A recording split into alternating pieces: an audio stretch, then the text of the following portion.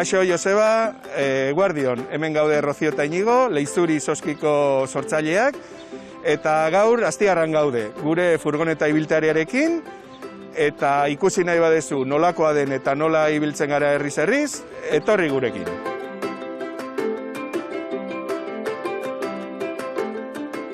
Leizuri Izozkien proiektua sortu zen dela 3-4 urte. Gu restaurante baten ibili gara 20 urten, eta erabaki genuen nolabaiteko aldaketa bat egin behar genula.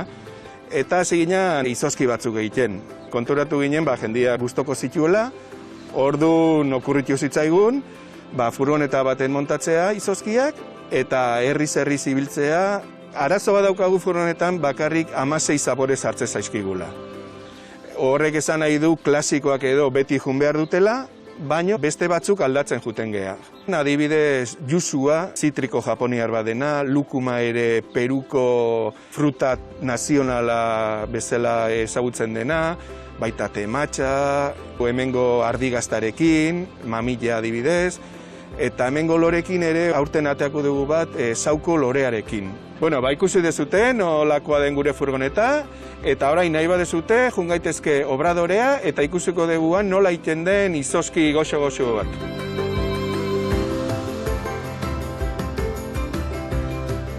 Egingo dugun izozkia gaztatarta da.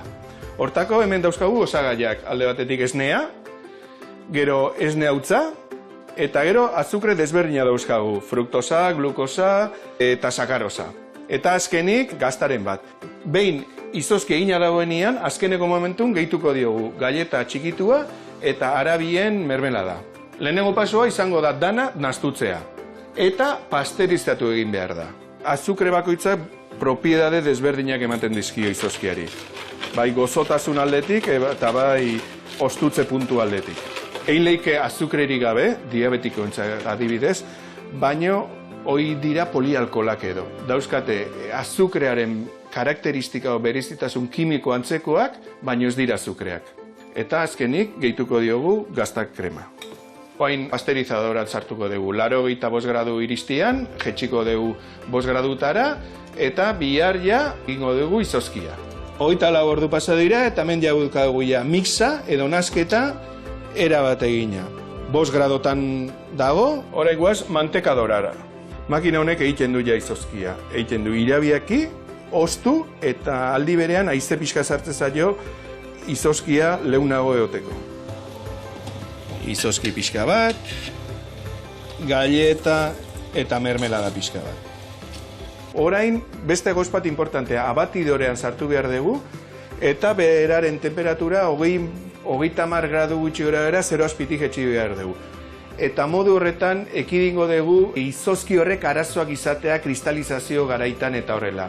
Hori da, emango digu kalitatezko izozki bat.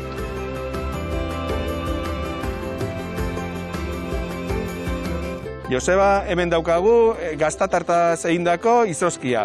Nahi dezunean badakizu, hemen ibiliko gara Leizuri izozkia gure furgoneta ibiltariarekin herriz. Agur!